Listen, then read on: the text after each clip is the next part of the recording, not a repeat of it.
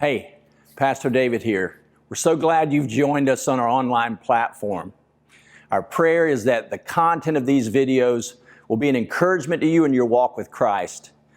However, these videos were never meant to take the place of your personal involvement in a local church. We believe strongly that the church is not just an event to attend, but a community to belong to. Your involvement in the local community of believers is paramount to your growth and walk with Christ. With that being said, we hope the following message will encourage you in your love for Christ and strengthen you in your journey. All right. Good morning, everybody. Hello. My name is Ryan. I am the youth pastor here at New Covenant. If you have a Bible, would you please open to Deuteronomy chapter 29. We are continuing in our series, Jesus in the Bible. Last week, we looked at the book of Numbers and Israel just kind of really dropping the ball. And we're going to continue that story. Israel is on the brink of entering the promised land, this new generation. And before they enter the promised land, in Deuteronomy 29, we see Moses is going to remind them of their history, where they've been, what the Lord has done, and preparing them for their future. You probably know the old saying, right? Those who fail to learn from history are doomed to repeat history, right? And so I love history. I'm a big history fan. I recently just did kind of a deep dive on the U.S. presidents, and they're just so dope. Teddy Roosevelt, Teddy Roosevelt's the man. When he was running for president, his opponent sent a bare-knuckle boxer named Stubby to fight him. So Teddy Roosevelt is speaking on the campaign trail, and some dude named Stubby just runs on the stage, and they just start fighting. And TR just starts beating them up, and then like more guys come to help Stubby, and TR keeps wailing on them. He just starts laying out all these dudes. And Teddy Roosevelt writes a letter to the guy he's running against, and says, "Hey, thanks for that. That's the most fun I've had in years." Because he's awesome. When he was president, his children were wild and crazy like him. And so one day, his son is like riding through the White House on his little bike, and he's like wielding these snakes. And he's like, "Dad, look what I found." And Teddy Roosevelt's like, "That's really cool, but I'm really busy right now. Like, take that down the hall. There's some congressmen. Go show them." And they just like did stuff like that all the time. So cool. There's a guy named James K. Polk. He was our 10th president, I believe. You probably love James K. Polk. But if you're not very familiar with him, which who wouldn't be, he ran for one term. He's like, "I'm running for one term. I got 4 things I'm going to accomplish, and then I'm done." My man called his shot, said what he's going to do, and did it and dipped. He said, "I'm going to get elected. I am going to reduce trade tariffs. I'm going to fix the Treasury, and then I'm going to add Texas to the Union. I'm going to add like California and all the Northwest to the Union." And guess what happened? He did that. He did all 4 of those things, and then he dipped. Didn't run for re-election. Just was like, "I'm out, and I'll see you guys later," and rode off into the distance. That's pretty amazing. Like, imagine in modern times a president saying, "I'm just running for one term. I'm going to accomplish all my goals, everything he set out to accomplish, and then I'm leaving." That's rad. That's really cool. So again, history is amazing. I love history. And Moses, before Israel enters the promised land, he's going to remind them of their history. In Deuteronomy chapter 29, verse 2, it says, "And Moses summoned all Israel and said to them, 'You have seen all that the Lord did before your eyes in the land of Egypt, to Pharaoh and to all his servants and to all his land. The great trials that your eyes saw, the signs and those great wonders.'" Again, he's summoning all of these people together because he wants to remind them of the miracles the Lord did, of their history. This is the second generation. That first generation who were slaves in Egypt, who left Egypt, who crossed the Red Sea, who Moses led, they're dead. They died in the wilderness because they did not trust the Lord. And so this second generation who were raised in the wilderness, he's reminding them of their history. He's reminding them of what the Lord has done. It goes on to say in verse 7, "And when you came to this place, to Sihon, the king of Heshbon, and Og, the king of Bashan, came out against us to battle. But we defeated them.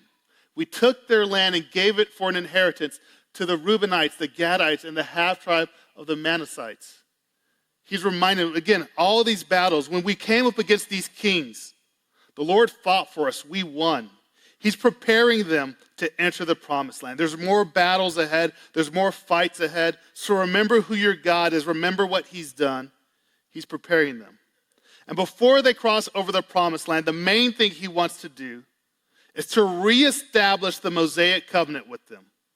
Back when, again, they first entered, when they left Egypt, Moses gathered all the people and they entered this covenant with God. They entered this relationship with God.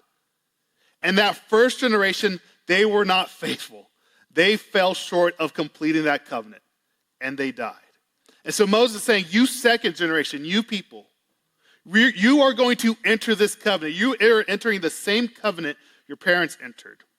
And he's going to, again, reaffirm them, the terms and conditions of that covenant, this promise. So if you remember anything today, if I could sum up today's message and give you a thought to take home, it's the good, the bad, and the better covenant. We're going to see that this covenant that God is entering, this is a good covenant. We're going to see the bad parts of it, and then we're going to see something better than the Mosaic covenant. If I were to define a covenant simply, it is two or more parties bound together. If it's helpful, think of it like a wedding. Think of it like a marriage ceremony. If you've been to a wedding, if you've seen a marriage, you know everybody gets dressed up. You wear your best clothes. The bride and groom are there. Everybody's there, right? You invite all your friends and family.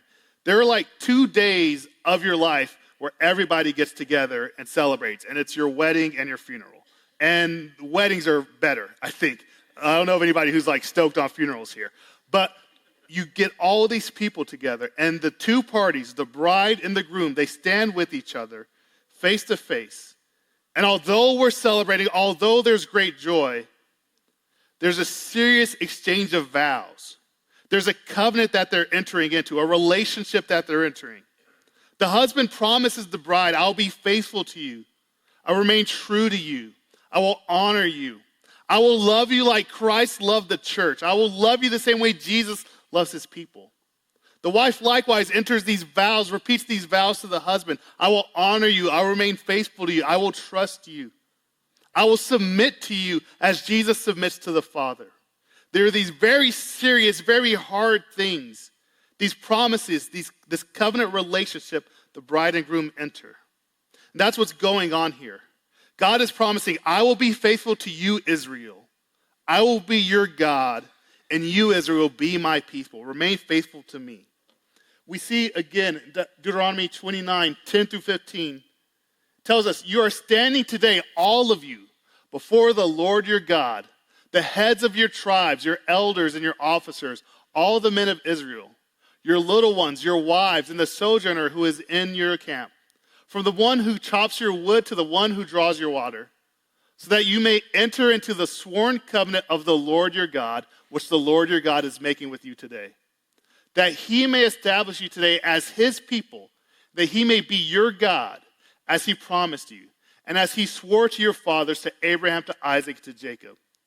It is not with you alone that I am making this sworn covenant, but with whoever is standing here with us today before the Lord our God, and with whoever is not here with us today. Oh, we'll go back to that. All right. Again, we see this similarity to a wedding. Everybody is here. Not just the chiefs, not just the priests, not just the religious leaders, not just the important people. The wives are there, the little children there. Bring everybody together. God is entering into this covenant, this relationship with all of Israel, every single person, even the foreigner, even those who aren't ethnically a part of Israel. God is bringing them in to enter this covenant. He is telling them, be faithful to me, I will be faithful to you. I will be your husband, be my bride, be my people. This is a beautiful thing. This is a wonderful thing. God has chosen Israel for this purpose. In chapter 28, there's all the terms and conditions of the covenant. How many of you are the type of people when your phone updates and it says, hey, do you accept all the changes in the terms of the covenant? Like you read line by line everything that's listed out. Or when you get a new laptop and it says, hey, do you accept all the offers and da-da-da-da? Any of you like read line by line the terms and conditions? One of you does. How many of you are like me, you just click accept all and you keep it moving? Yeah, that's chapter 28. The one person who reads the terms and conditions, you would love chapter 28 because it's just, Israel, if you do this, I will do this. If you remain faithful, I will bless you. You will prosper. You will do well in the land. If you follow the world, if you follow the nations, if you follow these idolatrous people around you, you will suffer. There will be curses. You will be driven out of the land. Again, there's great blessing in this covenant. There are great promises in this covenant. But there's also a harsh reality that unfaithfulness is met with punishment.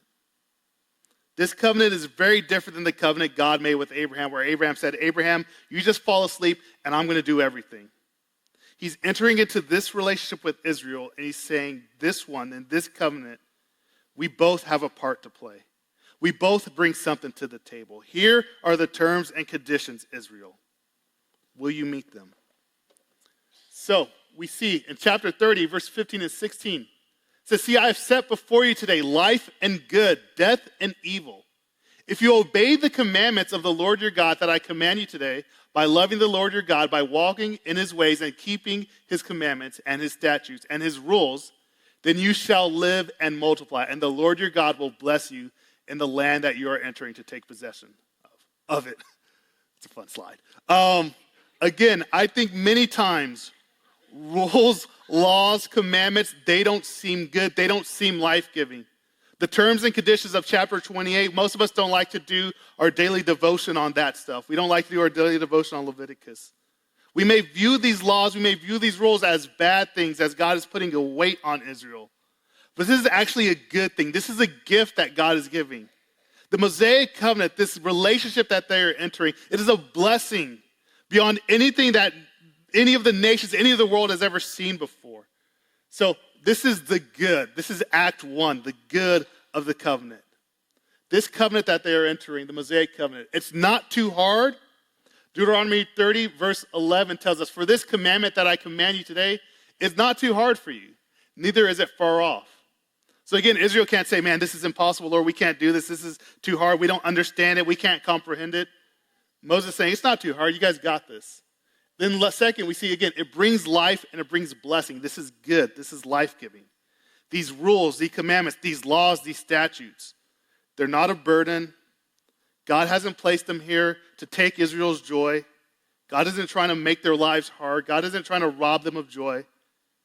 This is good. This is life-giving. These commandments, this covenant, this is a blessing. If you have a Bible, turn to Deuteronomy chapter 4. It's going to tell us a little bit more about this unique relationship God is entering with Israel. Deuteronomy chapter 4, verse 6. This is what it says about this covenant relationship. Speaking of the rules, the covenants, the commandments, it says, keep them and do them, for that will be your wisdom and your understanding in the sight of the peoples, who when they hear all these statutes will say, surely this great nation is a wise and understanding people. For what great nation is there that has a God so near to it as the Lord our God is to us? Whenever we call upon him, and what great nation is there that has statutes and rules so righteous as all this law that I set before you today? Again, these laws, these commandments, these rules, these are a blessing. Deuteronomy is telling us what nation has a God that dwells with their people. The gods of the Egyptians, they don't live with their people. The gods of the Amorites, they're not presently physically there with their people. The gods of all the Canaanites, the Philistines, those gods don't dwell with their people. The God of Israel is right there in the middle, right there with his people, leading them day by day, meeting all their needs, all their provisions are taken care of. What nation is like you, Israel? What nation, Israel, is given these laws, these commandments? What nation has a God who actually speaks to them, talks to them? When they cry out, your God hears you.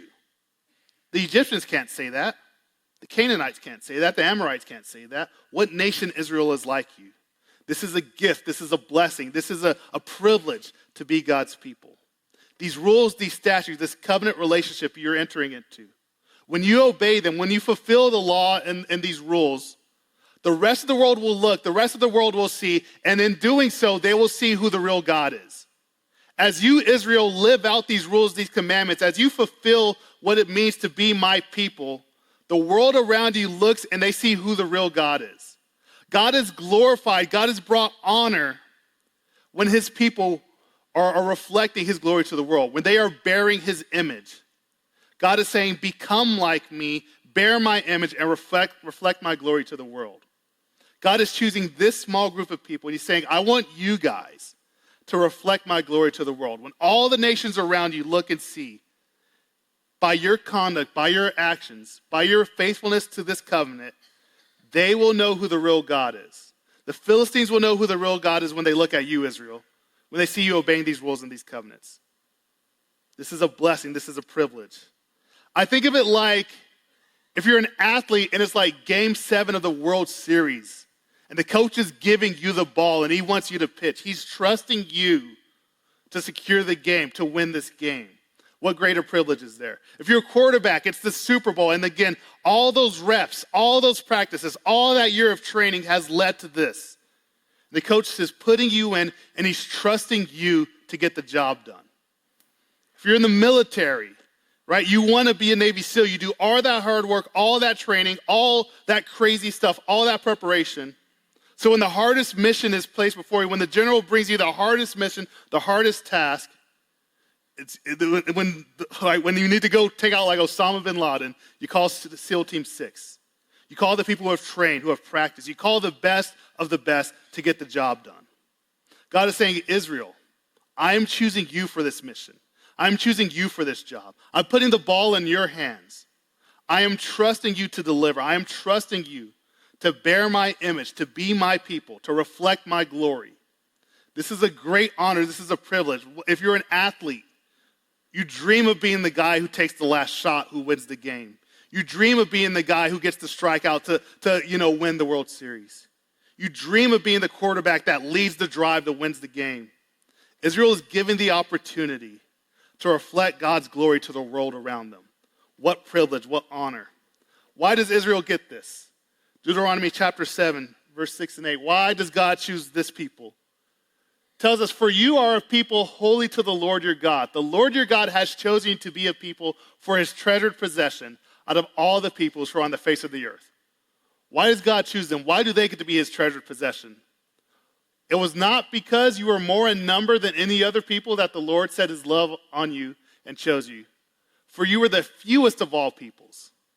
But it is because the Lord loves you and is keeping the oath that he swore to your fathers, that the Lord has brought you out with a mighty hand and redeemed you from the house of slavery, from the hand of Pharaoh, king of Egypt. And again, it's not because of anything you've done, Israel. It's not because you're the biggest, strongest, mightiest nation. It's not because you're the baddest military in the world. Simply because I have chosen to love you. Israel is chosen for this because God set his love on them. It's not because of anything they've done. It's not because of the richest, the strongest, the mightiest. Just because God chose to love them. Even when God chose Abraham, he did not choose Abraham because he was the best, because he was the richest, he was the smartest. He just chose him. There's nothing special about Abraham. There's nothing special about Israel. God just chose this people to be his possession because he loved them. Chapter 9, verse 4. Do not say in your heart, after the Lord your God has thrust them out before you, it is because of my righteousness that the Lord has brought me in to possess this land. Whereas it is because of the wickedness of these nations that the Lord is driving them out before you. He's again saying, don't look at yourself and saying, man, we're so righteous, we're so holy. That's why we get the promised land. God chose us because we're so righteous, we're so holy. And look how sinful these nations are. Look how wicked the Egyptians are. Look how wicked the Canaanites are. Look at how wicked the Amorites are. These just terrible, wicked, woke, Egyptians. God is punishing them because they're so idolatrous. And God is blessing us because we're so righteous. No, that's not it. Deuteronomy 9:6. Know therefore that the Lord your God is not giving you this good land to possess because of your righteousness, for you are a stubborn people. Very to the point. It is not because you're so good, Israel. It's not because you have it all together. It's not because you figured it out. It's because God chose you.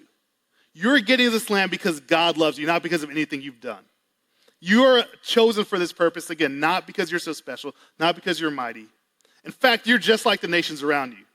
You're just as stubborn as they are. You're just as wicked as they are. If God had not intervened, if God had not stepped into Abraham's life, he'd have continued to worship idols like his fathers. If God had not intervened and to choose Israel, they'd be just like the nations around them. You're just as stubborn as they are. You're just as wicked as they are. God has chosen this people simply because he loves them, simply because he's good, simply because it's his will. That is a blessing, that is a gift, that is a privilege.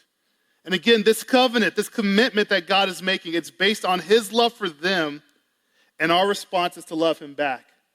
Deuteronomy chapter 6, starting at verse 4. This is the most important command. Every Israelite child would learn this. It's called the Shema. It says, "Hear, O Israel, the Lord your God, the Lord our God, the Lord is one. You shall love the Lord your God with all your heart, with all your soul, and with all your might." You're probably familiar with this. You probably remember Jesus responding and being asked, what is the greatest commandment? He quotes this: to love the Lord your God with all your heart, with all your soul, with all your might. These commandments, this covenant relationship God is entering, he doesn't desire just blind obedience from his people. Not just follow the rules because I made the rules, not just check off boxes, but to actually love the Lord with all your heart, soul, mind, strength. It is very easy to do. You can obey rules and follow rules and not have love in your heart. Anybody, when you do your taxes, are you just filled with love for the IRS and just filled with overwhelming joy to be like paying taxes to the government? Or when you have to follow the speed limit, are you just worshiping and praising and just thank you, speed limit? When you get pulled over and the cops like enforce the law, are you just joy in your heart? Because there's rules, because there's laws to obey.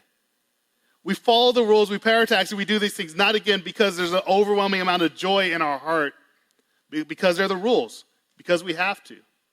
You can obey these rules, you could do these things, Israel, and not actually love the Lord. You can follow these rules, follow these commandments, and not love the Lord. What God is calling Israel to is not just blind obedience, but a deep, passionate relationship. I can be faithful to my wife and not cheat on her and not actually love her.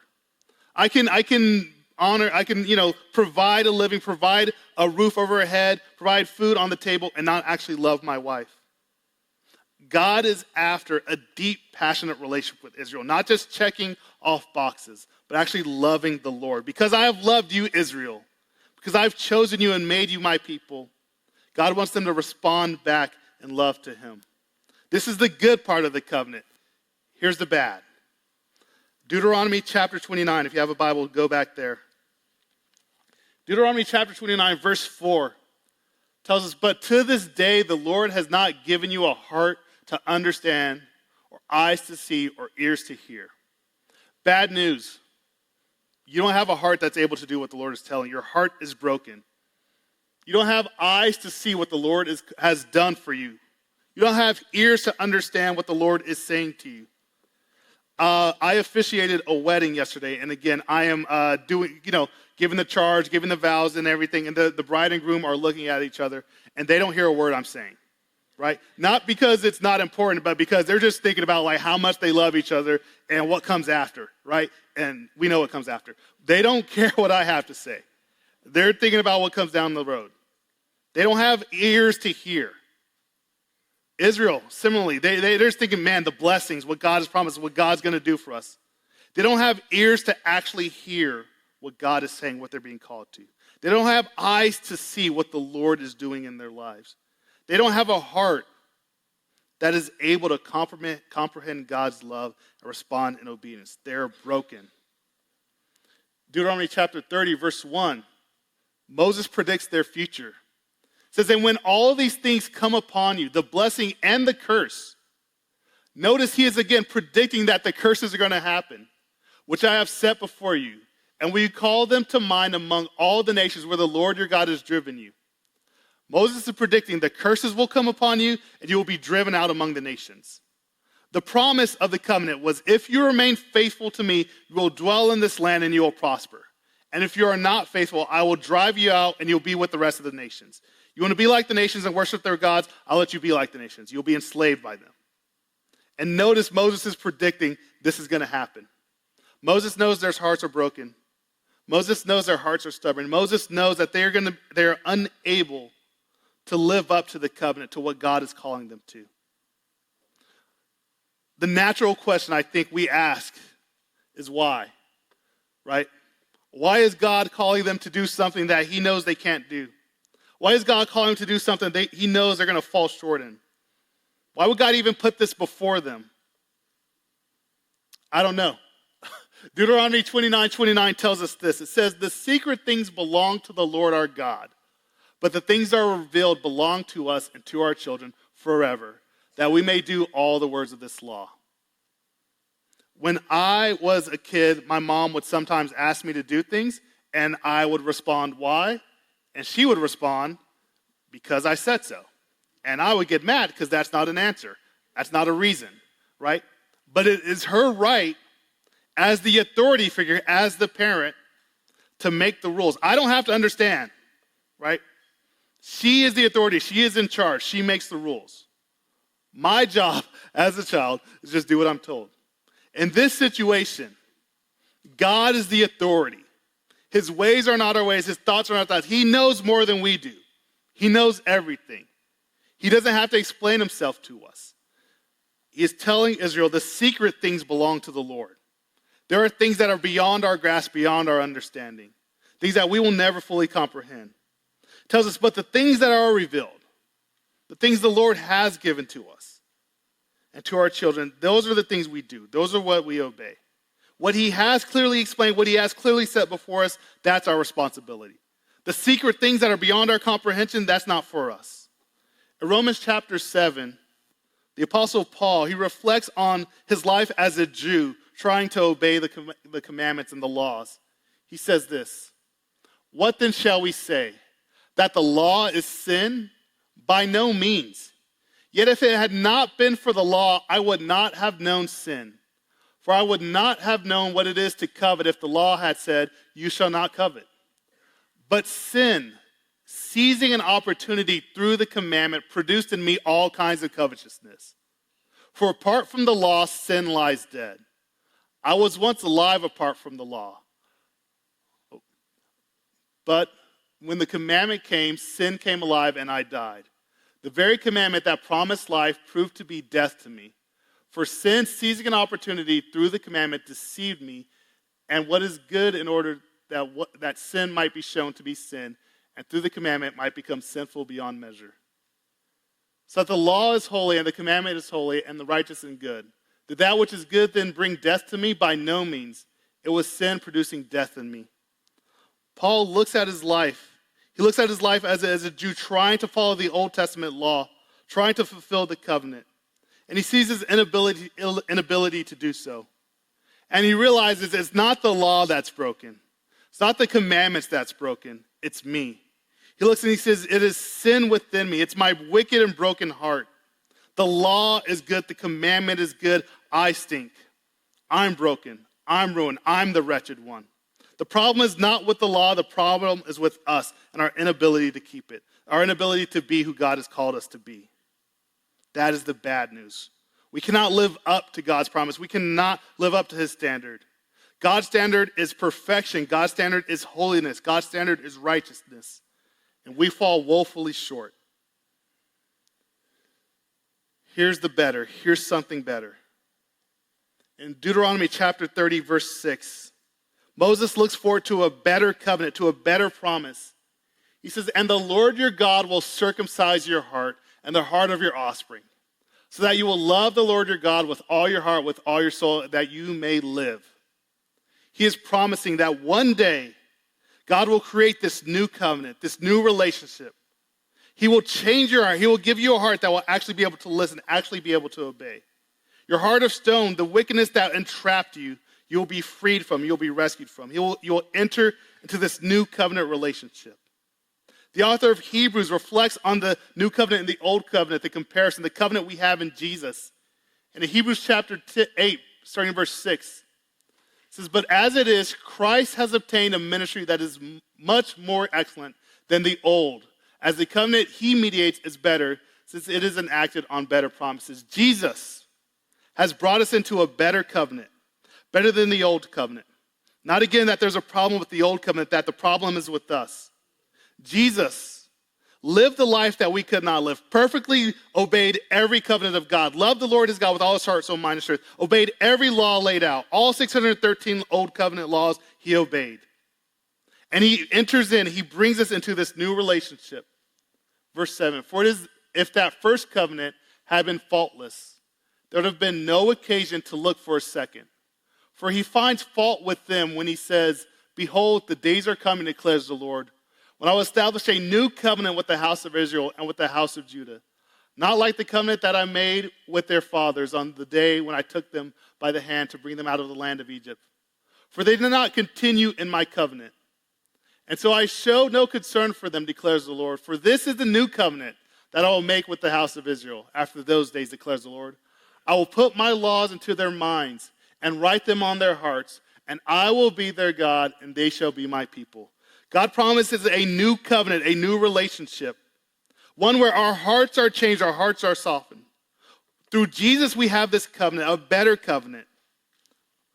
And under the old covenant, there was one man who one day a year got to go before the presence of God. In this new covenant, as God's people, we are all priests, First Peter tells us. And because we are priests, every one of us has the opportunity on any day to go boldly go before the throne room of God. Under the old covenant, you had to sacrifice bulls and goats and shed their blood as a reminder of how wicked you are, how sinful, the price of sin. Those bulls and goats that you sacrifice over and over and over again, they would not take away your sin. They would not make you holy. But you just did these sacrifices over and over and over again. In the new covenant, we have a sacrifice once and for all in Jesus Christ who died for us. His blood once and for all covers all our sin. In this new covenant, every curse laid out in Deuteronomy was placed on Jesus. Every curse for every disobedient action that we have ever done was placed on Jesus. And in return, we get the blessing. We get his righteousness. We get this peace. We get his holiness. Under the old covenant, there were these rules and these statutes that you had to bend over backwards to try to obey. Certain things you could not wear, certain things you could not eat. In this new covenant, we have freedom. We have freedom to be who we are. And in the old covenant, us Gentiles, us non-Jewish people, we were aliens, we were strangers. We did not know God. We did not have an opportunity to be his people. In the new covenant, Gentiles from all over the world, non-Jewish people from all over the world are brought into his family. We are no longer aliens, we are no longer strangers. We are brought in and we are welcomed under the new covenant. Deuteronomy 30, verses 12 through 14, it tells us this. Speaking of this, Moses is looking forward to this new covenant relationship. It said, it is not in heaven that you should say, who will ascend to heaven for us and bring it to us, that we may hear it and do it. Neither is it beyond the sea that you should say, who will go over to the seas for us and bring it to us, that we may hear it and do it. But the word is very near you. It is in your mouth and in your heart, so that you can do it. Paul, in Romans 10, he's going to tell us what Moses is actually talking about. He's going to look back at what Moses said and said, this is how Jesus fulfilled that. This is how Jesus fulfilled Deuteronomy 30. Romans chapter 10, starting in verse 5, it says, for Moses writes about the righteousness that is based on the law, that the person who does the commandments shall live by them. But the righteousness based on faith says, do not say in your heart, who will ascend into heaven, that is to bring Christ down, or who will descend into the abyss, that is to bring Christ up from the dead. But what does it say? The word is near you, in your mouth and in your heart. That is the word of faith that we proclaim. Again, we do not have to say, what do I have to do? How do I reach into heaven and gain this righteousness? How do I climb up there and gain this righteousness that I may live, that I may have a right relationship with God? We don't have to do that. We don't have to dig into the bottom of the earth to try to find Jesus' body and resurrect him. He's been resurrected. He's been raised. The righteousness we need to be God's people, to have fellowship with him, is given to us. It says that it's in your heart. It's in your mouth. God has freely given us this righteousness through Jesus Christ. We don't have to search for it. We don't have to fight for it. We don't have to bend over backwards. It is placed in your hearts Romans 10, verse 9, it says, therefore, let me read it correctly so I don't butcher it. It says, because if you confess with your mouth that Jesus is Lord and believe in your heart that God raised him from the dead, you will be saved. There is no action. There's not what you do to reach into heaven to meet Jesus. It's not based on you finding some way to be holy, to be perfect. It's simply receiving the righteousness of Jesus that is freely given. If you confess with your mouth and believe in your heart. He is calling us again not to just follow these rules to blind obedience, to believe and trust in Jesus and what he's done for us. Call to action. Fully embrace the new covenant. Fully live into this new covenant relationship God has brought us into. If we go back to the marriage analogy, think of it like this. When my wife and I got married, there was a complete change in both of our lives. She had to change her last name. We both changed where we live. You have to go to the DMV and get new licenses. She had to, again, go, and I don't even know where she went, but get her last name changed. She was a teacher. And so everybody called her Miss Warnken, and she had to change. I'm Miss Breland now, right? There's a change. Miss Warnken doesn't exist anymore. Katie Warnken doesn't exist anymore. She's Katie Breland. And when we enter into this new covenant relationship, those old things, those old covenant ways, or those old habits, they die. They don't exist anymore. We become this new creation. We become this new person. It would be foolish of us, again, if after we enter into marriage, into this marriage covenant, to go back and to live with your parents again, or to go back and live with your roommates again, to still pay rent. God has brought you into his family, to his home, to be his bride, to live with him, to have fellowship with him. To not therefore go and again remain roommates with sin, remain roommates with the world, live under this old covenant. God's called us to fully embrace, to fully change your name, to fully change your identity, to change everything about you. The old you passes away and a new you is born. You become a new creation. There's a great book called Sacred Search. It's like Doobie's favorite book. It rules. It's by a guy named Gary Thomas. And he talks about in that book, when two people get married, he says there's this misnomer. He says sometimes you may hear things at weddings where people say, you know, I'm not losing a daughter, I'm gaining a son. Or we're just adding one more seat to the table at Thanksgiving. And Gary Thomas says that's absolutely untrue. You're losing a daughter. This old family, that old relationship is dying and a new one is born. You're not just adding a seat at Thanksgiving. A new family is born. Again, if you take that marriage analogy, that marriage relationship, we're told to leave and cleave. To leave that old family, to leave that old way of life, and cleave to your new spouse. Cleave to that new relationship. Cleave to that new covenant. To bind yourself to that new relationship. My hope for us, the hope of the new covenant, is that we would fully embrace ourselves, fully leave that old covenant, fully leave that old, and embrace ourselves completely into this new covenant. No longer working to try to earn God's righteousness, try to earn God's forgiveness, but embracing it. Not only waiting for one guy one day a year to go into the Holy of Holies, but we boldly, day by day, go into the Holy of Holies. Not waiting again for us to make ourselves right with God, but embracing what he's giving us. To be these ministers that he calls us to be these priests that he calls us, to be his people, to reflect his glory day by day, to fully embrace this new covenant, to cut off the old ties to the world, the old relationship to the world, and fully embrace the new covenant. Let me pray. Our Father, we thank you that you did what we could not do. In our sinfulness, we could never be holy, we could never be righteous, we could never draw near to you. But you sent Jesus to die for us. Every curse was laid on him. He fully obeyed all 613 rules of the old covenant. He lived a perfect life that we could not live. And he offers us his righteousness in exchange for our sin. He offers us new life, life as priests, life as ministers of a new covenant. He offers us an opportunity, a blessing, a privilege to reflect his glory to the world around us. So Lord, I pray and I ask that through your Holy Spirit living in us, we would embrace that new covenant reality. We would be his ministers, we would be his representatives, and we would share your glory with the world around us. In your name I pray, Lord.